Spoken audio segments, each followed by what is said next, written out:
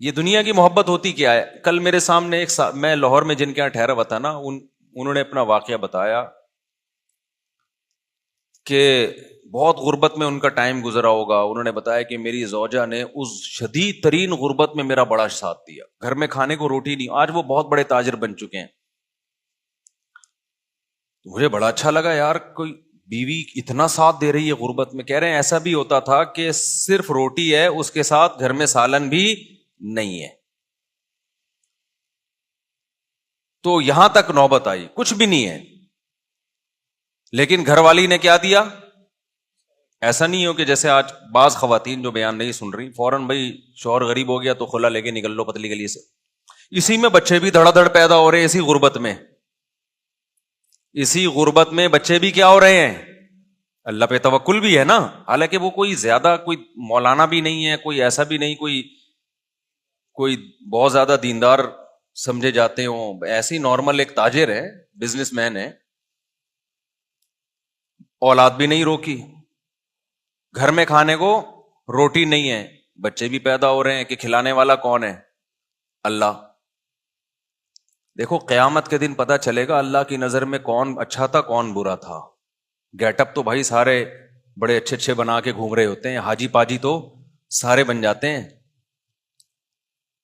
حضرت حکیم الامہ مولانا شرف علی تھانوی رحمہ اللہ تعالی فرمایا کرتے تھے کہ اسلاف میں نا، جو اسلاف تھے ہمارے تابعین، صحابہ، تبع تابعین، ان کے ہاں ظاہری عمل سے زیادہ دل کے عمل کی ویلیو تھی کہ اندر سے بندہ کیسا ہے،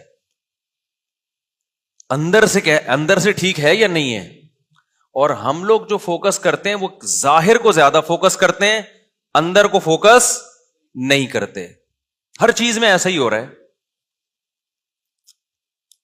جب ہم مانتے ہیں کہ خدا ہے، رزق اس کے ہاتھ میں ہے، اور وہ منع کر رہا ہے نسل روکنے سے کہ غربت کے خوف سے نسل مت روکو، تو مان لو یار وہ وہی کھلاتا ہے. اوپر سے بولنے والے آپ کو مارکیٹ میں بہت ملیں گے، لیکن یہ اوپر سے ہی ہے یہ جملہ، نیچے نہیں اترتا. اور اس کے پھر صرف اولاد کے روکنے پہ اثرات نہیں آتے، باقی زندگی میں بھی اس کے اثرات آتے ہیں. اولاد کا روکنا تو ایک اس کا اثر ہے جو ظاہر ہو رہا ہے، باقی جگہوں پہ بھی کنجوسی نظر آئے گی، اللہ پہ توکل نظر نہیں آئے گا. کیونکہ جب توکل نہیں ہے تو پھر کہیں بھی نہیں ہوتا ہے تو سب جگہ ہوتا ہے.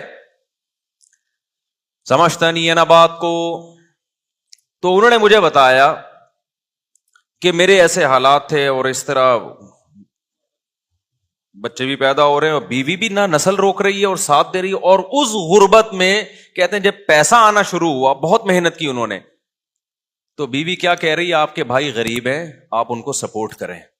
میں نے کہا یار ایسی خاندانی بھابھی، یار ایسی خاندانی عورتیں مارکیٹ میں مرد نہیں ہیں. عورتیں کہیں ہماری برائی کر رہے ہیں، مرد کون سا ایسا خاندانی ہے؟ مثال دے رہا ہوں میں، ان کی تو بیگم ایسی خاندانی تھی نا. کہہ رہے ذرا سے پیسے آنا شروع ہوئے تو میرے بھائی سارے غریب تھے، تو میری گھر والی نے کہا کہ آپ کیا کریں، ان کو سپورٹ کریں. کہہ رہے میں نے ان کو سپورٹ کرنا شروع کیا، سب کو کاروبار میں لگایا، زمینیں لے کے دیں. آج اللہ نے اچھا بچے بھی سارے، اب جب پیسہ آیا تو جیسے جیسے بچے بڑے ہوتے گئے سارے بڑی بڑی یونیورسٹیوں میں ہی پڑھ رہے ہیں. کل رات میں ان کے بچوں کے ساتھ ہی بیٹھا ہوا تھا، ہم 3-3:30 بجے جا کے، بلکہ میرا فجر کی اذان ہو گئی تھی، بیٹھا ہوا تھا. مجھے ایسا اچھا لگ رہا تھا ان کے ساتھ. وہ بچوں کی باتیں بھی بڑی ٹائٹ، بڑی بڑی یونیورسٹی میں پڑھ رہے ہیں اور مسائل کیا پوچھ رہے ہیں، سارے دین کے مسائل، کہ اپنے دین کی ہم یونیورسٹی میں حفاظت کیسے کریں، لڑکیوں سے میل جول سے کیسے بچیں ہم. تو میں نے کہا یار ایجوکیشن میں بھی آگے ہیں، اخلاقیات میں بھی تربیت بھی ہو گئی، پیڑ بھی بھر گیا، اور قد بھی ایسے لمبے لمبے تڑنگے سے نا، ایسے لمبے. تو میں اصل میں تو بچوں کے لیے نہیں بتا رہا تھا، اصل میں تو یہ کہ میں نے کہا یار اب دیکھو یہ خاتون ہے، شوہر سے کیسی وفا کر رہی ہے، گزارا کیا غربت میں، اس کے بعد جب پیسہ آنا شروع ہوا تو اس نے کہا بھائی جو میرے مقدر کا ہے وہ تو اللہ مجھے کھلا رہا ہے. کہ بیگم کا بیان کیا تھا، انہوں نے خود بتایا کہ جو میرے مقدر کا ہے اللہ مجھے، بھائی جب پیسہ آتا ہے تو گھر میں لائف اسٹائل تو اچھا ہو ہی جاتا ہے، تو ہمارا تو ہو ہی گیا نا بھائی، ہمیں تو اچھا مل رہا ہے، ایئر کنڈیشن بھی گھر میں لگ گیا، گھر بھی اچھا مل گیا. اب سپورٹ کس کو کریں؟ بھائیوں کو سپورٹ کریں آپ. تو یہ کیا ہے؟ دل کیا ہے؟ دل میں حب دنیا بولو نا نہیں ہے. دل میں دنیا کی محبت نہیں ہے. دل میں دنیا کی محبت ہوتی نا پہلے تو ان سے اولاد ہی پیدا نہیں ہونی تھی. کیونکہ یہ ہوس ہوتی ہے نا کہ سارا بچانا ہے ہم نے, مخلوق پہ خرچی کرنا. اور پھر جب یہ انسان اپنی اولاد نہیں پیدا کرتا کہ کھلانا پڑے گا, تو وہ شوہر کو مشورہ دے کہ دوسروں کی اولادوں پہ کھلاؤ. پھر انہوں نے بتایا کہ بہنوں کے ساتھ بھی تعاون اور وغیرہ وغیرہ, خاندان کے ساتھ بھی. اور مرد کا دل جب بیوی اس طرح کی باتیں کرے نا اتنا بڑا ہو جاتا ہے, وہ کہتا ہے یار میں پوری جائیدادیں اس کے نام کر کے جاؤں گا میں. مرد کا دل اتنا اللہ نے بڑا رکھا ہے. اگر آدمی کا بچہ ہو پجامہ نہ ہو, پجامے تو پھر مارکیٹ میں بہت گھوم رہے ہیں نا, انسان کا بچہ ہو نا تو وہ اتنا بڑا دل ہو جاتا ہے جب بیوی اس طرح کی باتیں کر رہی ہوتی ہے. تو آج کل تو ایک دوسرے کی دولت پہ نظر, شوہر بیوی کے مال پہ نظر رکھتا ہے, اس کو پوچھتا رہتا ہے تمہارے ابا کی وراثت گئی کہاں. اور بھائی یہ اس کا ہیڈیک ہے یار, اگر اس کو ملی بھی ہے تو تجھے کیا دلچسپی ہے کہ اس کے پاس بینک میں کتنے پیسے ہیں, اس کو ابا کی وراثت سے کیا ملا, تیرا لینا دینا نہیں ہے. تیری جو ذمہ داری ہے وہ تو نے پوری کرنی ہے نا. بھائی بیگم کروڑ پتی ہو یا ارب پتی ہو یا غریب ہو, آپ کے ذمے جو نان نفقہ ہے شریعت کہتی ہے اس نان نفقے کی کوالٹی اور کوانٹٹی پہ اس سے کوئی فرق نہیں پڑے گا. یہ اللہ نے عورت کو حق دیا ہے کہ اس کا ساری ذمہ داری کس پر ہے؟ شوہر پر ہے. چاہے وہ پیسہ ٹھیک ٹھاک ہو اس کے پاس, صرف ایک چیز پہ فرق پڑے گا کہ علاج اس کے پر ہوگا کہ اگر اس کے پاس پیسہ ہے تو پھر اس کے اپنے پیسوں سے اس پر علاج لازم ہوگا. لیکن ہماری سوسائٹی میں مرد یہ بھی کر لیتے ہیں کہ نہیں بھائی چلو علاج بھی میں ہی کروں گا, اور اچھی بات ہے, کر لینا چاہیے. تو یہ ہے حب دنیا. اور اس قسم کی عورت جو ہے تو اس کا مطلب اس کا دل دنیا کی محبت سے بولو پاک ہے. پیسہ اچھا سب کو لگتا ہے, ہوس نہیں ہے پیسہ اچھا لگنا برا نہیں ہے, وہ تو سب کو لگتا ہے اچھا, کیونکہ اس سے نعمتیں ملتی ہیں. اللہ نے دولت کو اپنا فضل کہا ہے قرآن کریم میں. ہوس الگ چیز ہے اور پیسے کی چاہت الگ چیز ہے. آج ہوس ہے, لالچ ہے, غیر اخلاقی طریقے سے کمانا, بٹورتے رہنا. میں آج کیا ہوتا ہے جو خواتین بیان نہیں سن رہی, جب وہ شادی ہو کے گھر میں آتی ہیں شوہر کے, تو ان کی خواہش ہوتی ہے کہ بھئی یہ بہنوں کو کیوں کھلا رہا ہے, یہ اپنے بھائیوں کو کیوں کھلا رہا ہے, یہاں تک کہ اپنی ماں کو کیوں کھلا رہا ہے, یہ اتنی ٹینشن. اور میں نے دیکھا ہے اپنی زندگی میں کیسے مرد کے دماغ کو ایسا قبضے میں کیا ہے کہ وہ کسی قابل ہی نہیں رہا, وہ کہیں خرچ ہی نہیں کرتا. اچھی بھی ہیں الحمدللہ, جیسے میں نے آپ کے سامنے ایک مثال دی ہے. اور مردوں میں بھی دونوں قسم کی بیماریاں پائی جاتی ہیں. عورت کے کما رہے ہیں بیگم سے کہ تم کما کے لاؤ. یہ بات تو میں بار بار کہتا ہوں, شدید مجبوری نہ ہونا میرے بھائی. اپنے خاندان میں اپنے نسلوں میں یہ رسم چھوڑ کے جاؤ, ان کو یہ باور کرا دو کہ ہمارے خاندان میں مرد کماتے ہیں عورتیں کھاتی ہیں. بولو ہماری پرمپرا ہے یہ, ہم اس کو چینج نہیں کر سکتے, ہمارے خاندانی رواج ہے بھائی, ہمارے یہاں عورتیں نہیں کماتی. یہ سیکھ لو, یہ کیا کر لو. میں کبھی نہیں دعویٰ کرتا کہ میں جو باتیں کرتا ہوں میرا بھی 100% عمل ہے اس پہ. میں تو اللہ سے دعا کرتا ہوں اللہ جو باتیں کر رہا ہوں مجھے اس پر عمل کی توفیق دے. میں تو بار بار کہتا ہوں بھائی میں آپ لوگوں کو کوئی نصیحت کرتا ہوں اس نیت سے کہ مجھے بھی اللہ عمل کی توفیق دے, لیکن کچھ باتیں بتانی پڑتی ہیں تاکہ آپ کو یہ نہ لگے کہ یار یہ پھینک رہا ہے لمبی لمبی نا. جب اس پر آزمائش آئے گی نا تو پھر دیکھیں گے ہم. اللہ بچائے ہمیں آزمائشوں سے. میں نے بتایا مجبوری کے حکام تو الگ ہیں. اب قحط پڑا ہوا ہے تو پھر تو بیگم جاب کر رہی ہے, مرد کی جاب نہیں, وہ تو ایک مجبوری ہے نا. بھیک مانگنے سے تو بہتر ہے کہ کوئی تو کما لے. تو میرے تو آمدن بھی بہت کم تھی اور میرے 3 گھر تھے, عرصے سے تو میرے 3 ہی چلے آ رہے ہیں نا. تو آپ کا کیا خیال ہے, مجھے ضرورت نہیں پڑی ہوگی اتنے بچوں کو پالنے کے لیے کہ بیگم کو میں اجازت دے دوں بھائی. اور جاب بھی کہاں, مدرسے میں پڑھانے کی, اسکول میں پڑھانے کی.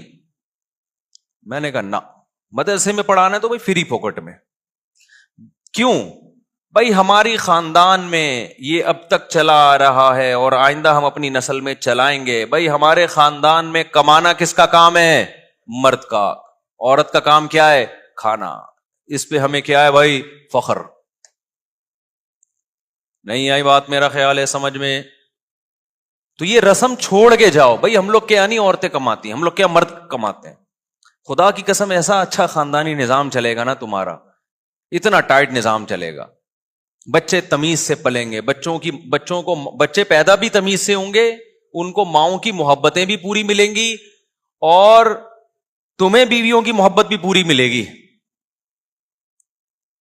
ایک دفعہ اگر عورت کے ہاتھ کی کمائی مرد کے منہ کو لگ جائے نا، وہ بہت اپاہج بن جاتا ہے، اس کو ایسے مزے لگ جاتے ہیں نا فری پھوکٹ کے کھانے کے، کیونکہ جن قوموں میں یہ رواج آیا ہے نا، دیکھو کچھ برائیاں ایسی ہوتی ہیں ان میں بریکیں نہیں ہوتی، وہ ہمیشہ بڑھتی ہیں۔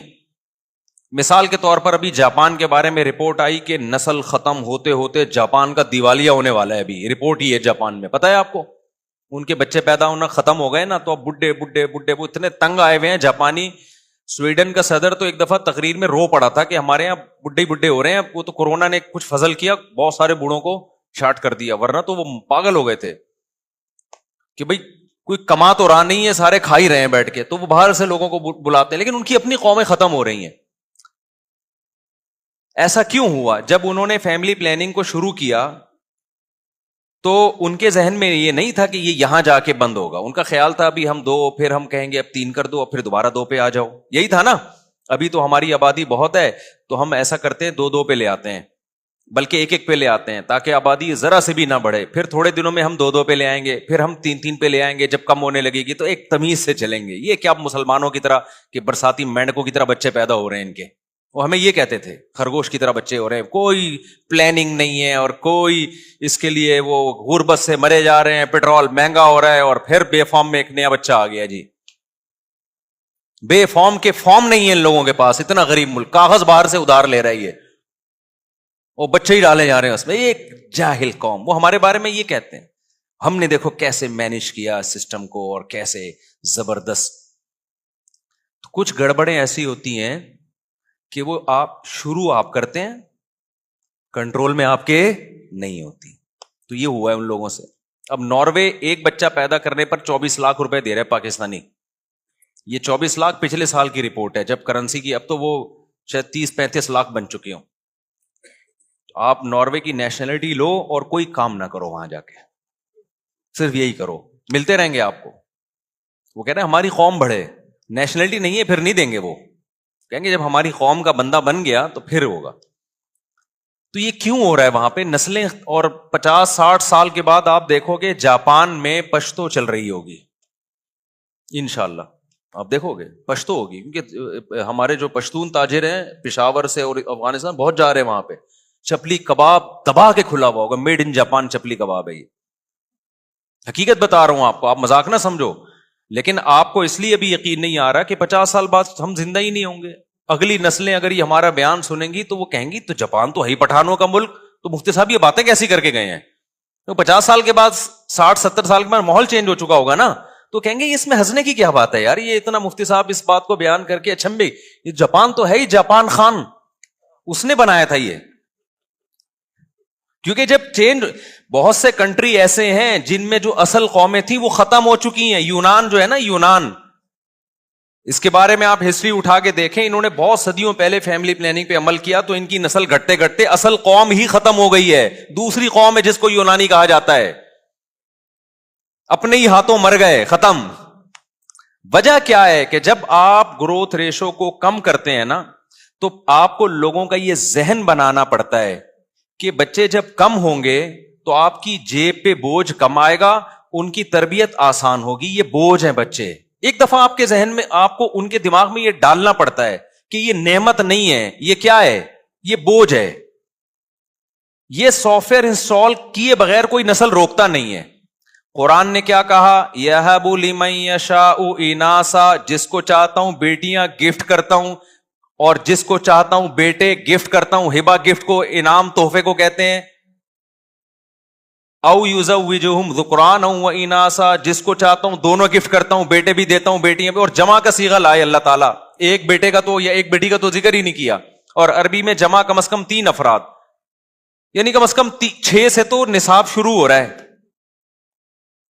اب قرآن نے جو سافٹ ویئر ڈالے صحابہ اور تابعین کے ذہن میں جو انسٹال کیے وہ یہ کہ اولاد گفٹ ہے۔ اب بتاؤ گفٹ کو خرچ کرنے میں لینے میں پلاننگ ہوتی ہے یا خرچ کرنے میں پلاننگ ہوتی ہے؟ مثال کے طور پر ایک بندہ آیا میرے پاس، ایک لفافے میں 50,000 روپے دی، مفتی صاحب یہ گفٹ ہے. مفتی صاحب نے گھننے بن کے یوں کر کے ڈال لیے جیب میں. ادھر سے آیا 50,000 گفٹ یوں کر کے ڈال لیے. ادھر سے آیا 1,00,000 گفٹ. ہوتا نہیں ہے ایسے، وہ خوش تو ہونے دو نا. ادھر سے آیا. اچھا نعت خوانوں کو بڑے پیسے ملتے ہیں. کل میں جلسے میں گیا نا، بڑی پیاری نعت پڑھی بندے نے، بڑا مزہ آیا. لیکن جب کوئی اچھا شعر پڑھتا لوگ آتے یہ لوگ بھی چپکے سے مٹھی میں پیسے رکھ کے. ہمارا 2 گھنٹے بیان ہوا، ہم نے بڑی اچھی اچھی باتیں کی، لوگ ایک دم جوش میں آتے ہیں لیکن کوئی ہل بھی نہیں رہا. ہم نے کہا چلو یار نعت خوانوں کے مزے بہت ہیں. اچھا ادھر سے 50,000 آ رہے ہیں. اب کوئی کہے مفتی صاحب اتنے پیسے لے رہے ہو بغیر پلاننگ کے پیسے ہی آتے چلے جا رہے ہیں، یہ تو ٹھیک نہیں ہے. میں کہوں گا آئیں جتنے بھی، اس کے لیے پلاننگ کی ضرورت نہیں ہے. پلاننگ کی ضرورت ہوگی خرچ کرنے میں. یہ پلاننگ کا موقع نہیں ہے، کیونکہ گفٹ تو جتنے آ جائیں اچھا ہے بھائی، جتنے آ جائیں. لاکر بڑا بنوا لوں گا میں، ایک اور اکاؤنٹ کھلوا لوں گا میں، جیبیں بڑی کروا لوں گا میں. گفٹ کبھی کوئی نہیں روکتا. پلاننگ گفٹ لینے میں نہیں کی جاتی، گفٹ کو خرچ کرنے میں کی جاتی ہے. کہ ایسے ہی اڑاؤ نہیں، اب اتنے آ گئے ہیں تو اب شادی تو ہو نہیں سکتی، اب کیا کریں ہم اس سے. پہلے تو پلاننگ آسان تھی میرے لیے. اب بھائی ایسا کرتے ہیں کہ بچوں کو ہم ذرا اور اچھے اسکول میں ڈال دیتے ہیں، ذرا اور تگڑی فیسیں ہو جائیں گی ان کی، اور یہ کر دیتے ہیں یہ کر دیتے ہیں. ہاں بغیر پلاننگ کے اڑانا شروع کر دو گے تو یہ نعمت کی ناقدری. تو اللہ میاں نے قرآن میں جو ہمیں سافٹ ویئر انسٹال کیے نا مسلمان سوسائٹی کو، جو قرآن پڑھتے ہیں ان کو یہ بتایا کہ اولاد یہ بوجھ نہیں ہے، بلکہ یہ کیا ہے؟ گاڈ گفٹڈ ہے، یہ خدا کی طرف سے گفٹ ہے. اب جب گفٹ ہے تو گفٹ آنے میں پلاننگ نہیں ہوتی، جب آ گئے تو پھر پلاننگ کرنی ہے تاکہ ضائع نہ ہو. کہ اس کو ڈاکٹر بنانا ہے، اس کو عالم بنانا ہے، اس کو مفتی بنانا ہے، اس کو کیا بنانا ہے، انسان کا بچہ بنانا ہے، کیسے بنانا ہے، کون سے اسکول میں بھیجیں، کس بزرگ کے پاس بھیجیں، کس کے بیان سنائیں، چرسیوں میں بیٹھ رہے ہیں تو اس سے کیسے بچائیں ہم اس کو، صبح و شام ایسا نہ ہو پب جی کھیلتے کھیلتے زندگی گزر جائے.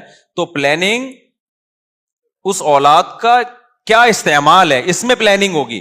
ہمارے یہاں فیملی پلاننگ والوں نے الٹے کام شروع کر دیے، اولاد پیدا کرنے میں پلاننگ شروع کر دی کہ پلاننگ سے پیدا ہوں گے، پہلے ایک ہوگا 25 سال کے بعد دوسرا. بعض دفعہ ہوتا ہی نہیں 25 سال کے بعد دوسرا، یہ آپ کے اختیار میں ہے ہی نہیں. اب اس الٹی پلاننگ کا جو نقصان ہو رہا ہے نا، بڑا نقصان، میں بار بار کہتا ہوں، لڑکے اور لڑکیوں کی گروتھ ریشو کی ایسی کی تیسی ہو گئی. اب جس کو سب کو 2 بچے چاہیے، تو جس کو بیٹا مل گیا وہ تو نسل روکے گا، جس کو نہیں ملا وہ 5 6 بیٹیاں ہو جاتی ہیں بیٹے کی لالچ میں، وہ 6 بیٹیوں کے بعد جا کے نسل روکے گا. بیٹے 1 یا 2 اور بیٹیاں 6. تو یہ تو سارا فطری نظام کی ایسی کی تیسی ہو گئی کہ نہیں ہو گئی. آپ کہہ سکتے ہو کہ چائنا اور جاپان اور انڈیا، ان دونوں کنٹریز میں فیملی پلاننگ پر عمل ہوتا ہے، تو ان میں تو گروتھ ریشو ایسا نہیں ہے کہ لڑکیاں بہت زیادہ لڑکے کم، بلکہ وہاں تو لڑکیاں ہی شارٹ ہیں. تو بھائی وہ ایک اور ظلم کر رہے ہیں جس کا خدا آخرت میں انتقام لے گا. وہ یہ کہ لڑکیوں کو ماں کے پیٹ میں مار دیا جاتا ہے پیدا ہونے سے پہلے، ورنہ اگر وہ پیدا ہونے دینا تو وہاں لڑکیاں ہی لڑکیاں ہوں. اتنی عورتیں پیدا ہو جائیں، مرد مارکیٹ سے شارٹ ہو جائے ان کے، کیونکہ جس فیملی میں ایک بیٹا ایک بیٹی ہو گئی وہ روکے گا نسل، جس کے 2 بیٹے ہو گئے وہ بھی روک لے گا، کیونکہ بیٹے کی ضرورت لوگوں کو بیٹی سے زیادہ ہوتی. خود ماؤں کو بیٹا چاہیے ہوتا ہے. آپ دیکھ لیں ہماری سوسائٹی میں 5 بیٹیاں 6 بیٹیاں 7 بیٹیاں، کس چکر میں یار؟ اس چکر میں کہ شاید اگلی دفعہ بیٹا ہو جائے. وہ نہیں ہوا تو اب تو سارا سیٹ اپ، جب آپ فطرت کے کام میں ٹانگ اڑاتے ہو تو الٹا پلٹا ہوتا ہے. تو میں یہ کر رہا تھا کہ اسلام نے جو سافٹ ویئر ہمیں ہمارے دیے، جو قرآن پڑھتے ہیں قرآن پر ایمان رکھتے ہیں، وہ یہ کہ یہ نعمت ہے. لہذا جب آپ کے دماغ میں یہ آ گیا نا، یہ سافٹ ویئر انسٹال ہو گئے کہ نعمت ہے، تو پھر آدمی کیا چاہے گا؟ میری اولاد زیادہ ہو. یہ کافروں کو بھی یہی پتا تھا کہ اولاد زیادہ ہونا نعمت ہے. یہی وجہ ہے کہ قرآن کافروں کو کہتا تھا کہ تم اگر اطاعت کرو گے تمہیں اللہ کثرت سے اولاد دے گا. یمددکم باموال وبنین، یہودیوں کو اللہ کہتے ہیں ہم نے کہا کہ جب تم اطاعت کرو گے کثرت سے اللہ تمہیں اولاد دے گا. اور قرآن کہتا ہے، شعیب علیہ السلام نے اپنی قوم سے کہا کہ اللہ کی نعمت کو یاد کرو، وکثرکم، اللہ نے تمہاری آبادی بہت بڑھا دی ہے، یہ اللہ کی نعمت ہے، اس پہ شکر ادا کرو. فیملی پلاننگ والے ہوتے اس زمانے میں، وہ کہتے یہ بڑھا دیے جی تو ٹینشن ہے ہمیں. तुम इसको कह रहे हो अल्लाह का शुक्र है, हमारी तो बढ़ी हुई आबादी क्या है, टेंशन। पैगंबर कह रहे हैं बढ़ी हुई आबादी तुम्हारे लिए अल्लाह की नेमत है, शुक्र अदा करो।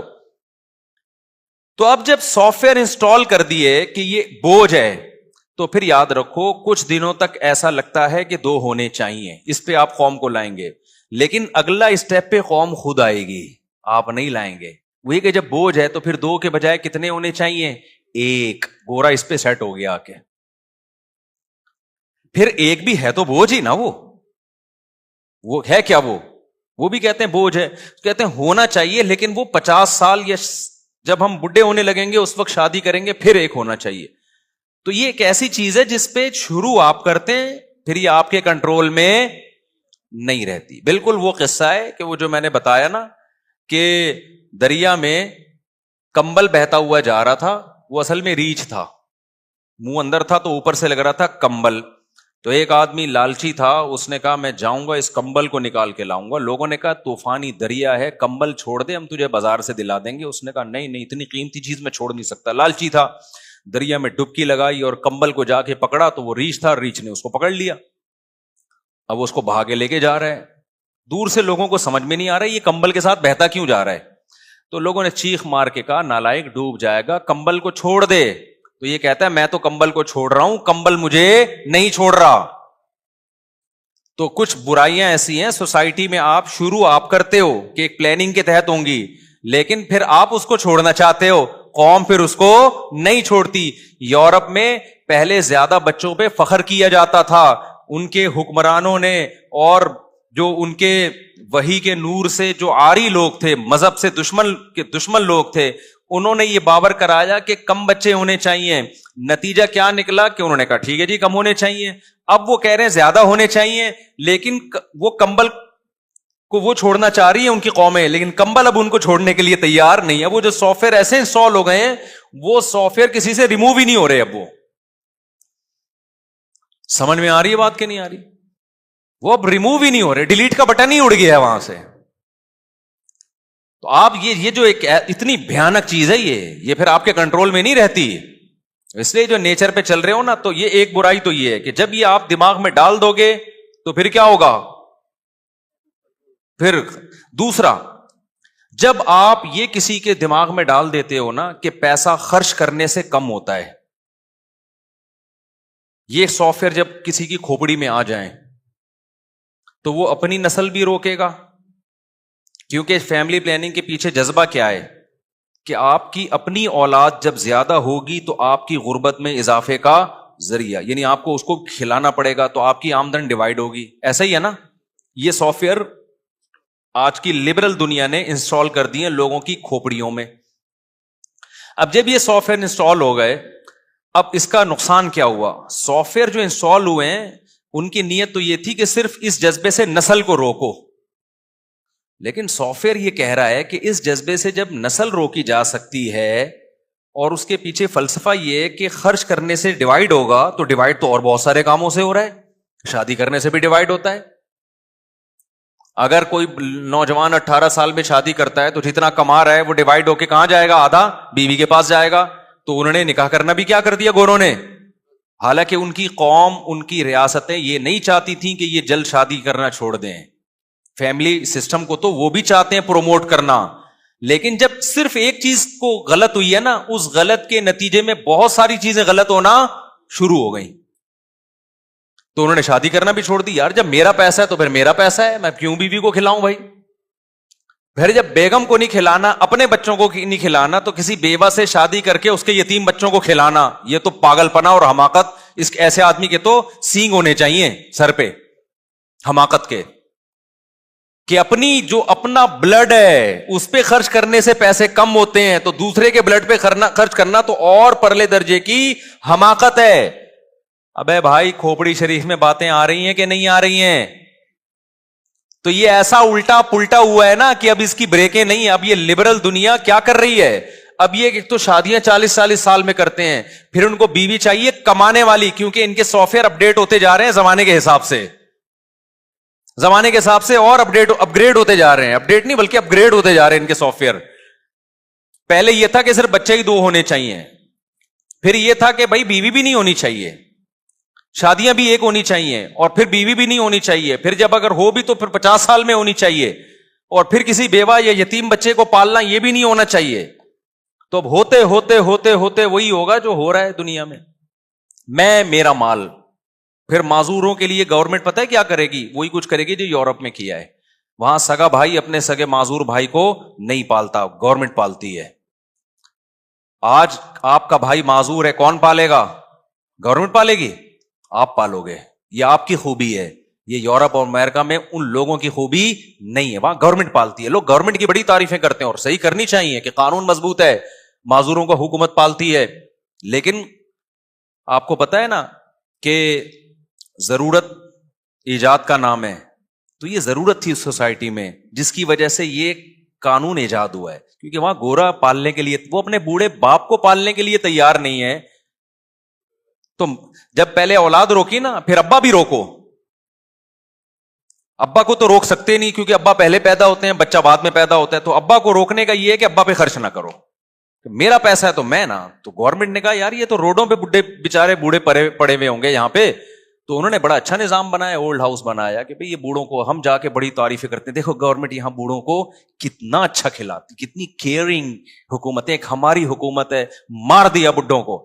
حکومتوں نے یقیناً مارا ہے, پبلک نہیں مارتی. پبلک غریب ٹماٹر بیچے گا, اپنے بوڑھے باپ کو گلے سے لگا کے رکھے گا گھر میں. یہ جذبہ گورے میں بولو نا نہیں ہے. کروڑ پتی ہوگا, اب باپ کو ایک سیب نہیں کھلائے گا, اللہ ماشاء اللہ چند واقعات تو ہر جگہ ہوتے ہیں. اور یہ میں ایسی باتیں نہیں بتا رہا, ہوائی باتیں. تو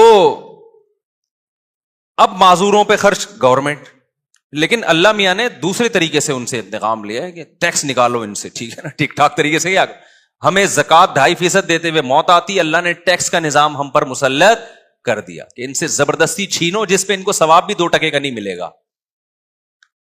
ثواب بھی نہیں ملے گا. جو زکوٰۃ پہ ثواب ملتا ہے, فری پھوکٹ میں معذور بھائی پہ خرچ کرنے کا ثواب ملتا ہے, فری پھوکٹ میں ماں باپ کو کھلانے کا ثواب ملتا ہے, ٹیکس پہ وہ ثواب, میں نہیں کہتا کہ گناہ ملتا ہے ٹیکس دینے پہ, ثواب بھی ہو سکتا ہے ملتا ہو, وہ والا نہیں ملتا جو اپنی مرضی. تو آپ کے باپ کو بھی دینا ہے, یہ آپ کے باپ کو بھی دینا ہے. اور ان ملکوں میں کم از کم ٹیکس لے کے خرچ انسانوں پر ہو جاتا ہے, ہمارے ہاں تو وہ بھی نہیں ہو رہا. کھوپڑی شریف میں بات آ رہی ہے کہ نہیں آ رہی ہے؟ کھوپڑی ہے الحمدللہ, تو بات بھی آ رہی ہوگی. اچھا خیر. تو اب دیکھو انہوں نے وہ والے سافٹ ویئر انسٹال کر دیے نا ان میں, یہ یہاں سے شروع ہونا, اولاد پہ خرچ, تو پھر بیوی پہ بھی خرچ نہیں, پھر ابا پہ بھی خرچ نہیں, پھر معذوروں پہ بھی خرچ نہیں. اسلام نے اس کے بالکل اپوزٹ سافٹ ویئر انسٹال کیے. اسلام نے کیا سافٹ ویئر انسٹال کیے؟ کہا کہ تمہارے لیے پیغمبر کی زندگی میں بہترین نمونہ ہے. اللہ کرے یہ کھوپڑی میں باتیں بیٹھ جائیں, خدا یہ دل کو درست کرنے کی باتیں, اور اللہ کی قسم یہ باتیں دل میں بیٹھ گئی نا, سب سے پہلا انعام پتہ ہے کیا ملے گا؟ ٹینشن فری زندگی, دماغ ایسا ریلیکس ہوگا, مزے کی زندگی اللہ دے گا. جس کے دل میں دنیا اور دولت کی محبت ہونا, سب سے پہلے اللہ اسے انتقام یہ لیتا ہے, اس کا سکون چھینتا ہے اللہ. دل بڑا ہو جائے گا, خرچ کرنے کی عادت پڑے گی, لائف کو کیا کرو گے؟ انجوائے, انجوائے کرو گے لائف. یہ پہلا انعام ملتا ہے جس کے دل سے دنیا کی محبت نکلتی ہے. ایسے اٹکے ہوئے ہیں نا اینٹوں میں, دیواروں میں, اف کہ آپ کو کیا, مجھے تو بہت عجیب سا محسوس ہوتا ہے یار. تو کیا ہوا کہ جی وہ اسلام نے اس کے برعکس کیا بتایا؟ ہمارے پیغمبر صلی اللہ علیہ وسلم سے زیادہ اللہ نے کسی کو مسکین پیدا ہی نہیں کیا, تاکہ مثال وہ سامنے آئے جو بالکل اپوزٹ, تاکہ کوئی اشکال نہ کر سکے اصل میں ان کے پاس تو پیسے ہیں. 40 دن گھر میں چولہا نہیں جل رہا, اور بیویاں کتنی رکھی ہوئی ہیں؟ 9 ایٹ اے ٹائم. سمجھ میں نہیں آ رہی بات؟ یہاں شرمندہ ہو جاتے ہو آپ لوگ. خیر آگے چلو. ایک بیوہ سے نکاح کر رہے ہیں حضرت ام سلمہ سے, جن کی عمر بھی زیادہ ہے اور 2 بچے بھی ہیں. ان کو نکاح کا پیغام بھیجا, انہوں نے کہا یا رسول اللہ میری عمر زیادہ اور میرے ساتھ تو 2 بچے بھی ہیں, میں ان کو چھوڑ کے کیسے آ سکتی ہوں؟ آپ نے فرمایا کہ میری عمر تم سے بھی زیادہ ہے, کوئی بات نہیں, تمہاری عمر زیادہ ہے تو میری تم سے بھی زیادہ, اور جو 2 بچے تو چھوڑ کے آنے کی ضرورت نہیں ہے, وہ بچے بھی اللہ و الی الرسول, اللہ رسول کی طرف میری کسٹڈی میں پلیں گے. آج کے لبرل طبقہ اس وقت ہوتا اگر آج کے جو کیلکولیٹر لے کے بیٹھے ہوتے ہیں نا پلاننگ کیوں بھائی پلاننگ، کیا کسی پلاننگ کے لحاظ سے یہ کچھ تک بنتا ہوا نظر آ رہا ہے کہ آپ کے پاس خود تو ہے نہیں اور آپ دوسروں کے بچوں کی کفالت کر کے ان کو کہاں سے کھلاؤ گے بھائی؟ نہیں آئی بات، کوئی تک بنتا ہے، لاجک بنتی ہے اس کی، کوئی بظاہر کوئی لاجک نہیں بنتی، لیکن سافٹ ویئر انسٹال کیے جا رہے ہیں، ہم تو اپڈیٹ کر رہے ہیں، سافٹ ویئر انسٹال تو پیغمبر کر کے گئے ہیں، کیونکہ انسٹال کرنا مشکل ہوتا ہے، اپڈیٹ کرنا ایک بٹن پہ ہو جاتا ہے. اب اپڈیٹ کرنا بہت مشکل ہو رہا ہے، سوچو انسٹال کرنا کتنا مشکل ہوگا. لیکن صحابہ کے ہاں 2 منٹ میں انسٹال ہو گئے تھے سافٹ ویئر، کیونکہ ان کا ایمان مضبوط تھا، ان کو سمجھ میں آ گیا تھا کہ بھئی جو پیغمبر کہہ رہے ہیں وہ بالکل ٹھیک کہہ رہے ہیں، لہذا صحابہ نے بھی یہی روش اختیار کی ہے. پھر تو بیوہ سے نکاح کر کے اپنی ذمہ داری بھی بڑھا رہے ہیں اور کہہ رہے ہیں 2 بچے بھی لے آؤ. سوال پیدا ہوتا ہے بھائی اس کی تو کوئی لاجک ہی نہیں ہے. بھائی لاجک یہ ہے کہ رزق پہلے آتا ہے، ماں کی چھاتیوں میں دودھ پہلے آتا ہے یا بچہ پہلے آتا ہے؟ اگر کوئی عورت یہ کہے کہ فلاں کے چونکہ بچہ ہے اس کی تو چھاتیوں میں دودھ ہے تو وہ تو بچے کو دودھ پلا رہی ہے، میں بچہ پیدا کروں گی تو میری چھاتیوں میں تو دودھ ہے نہیں لہذا میں نہیں پیدا کر رہی، اسے کیا کہا جائے گا؟ او بھائی پیدا کر تو صحیح، اللہ مخلوق کو پہلے بھیجتے ہیں، رزق کا انتظام تو پہلے سے ہوتا ہے، سافٹ ویئر تو پہلے سے انسٹال کی میں، لیکن اس کا اظہار جب بچہ ہوگا تو ہوگا، اس سے پہلے نہیں ہوگا. تو آپ کی لائبلٹیز جب بڑھیں گی نا، ذمہ داریاں بڑھیں گی تو رزق کے دروازے کھلیں گے. آپ کہہ سکتے ہو پھر ہمارے پیغمبر پہ رزق کے دروازے کیوں نہیں کھل گئے 9 شادیوں کے بعد؟ یہ سوال پیدا ہوتا ہے نا. دیکھو رزق کے دروازے کھلنے کا مطلب کیا ہے؟ ہر ایک کو نا اس کے حساب سے رزق کے دروازے کھلتے ہیں. رزق کے دروازے کھلتے ہیں، کسی پہ دولت کے انبار لگ جاتے ہیں، کسی نے اپنے لیے جب غربت کو اختیار کیا، ہمارے پیغمبر نے تو غربت کو اختیار کیا ہے نا، کیونکہ آپ پہ رزق کے دروازے کھل جاتے ہیں نا تو بہت ساری اس میں مصلحتیں فوت ہو جاتی ہیں. اللہ نے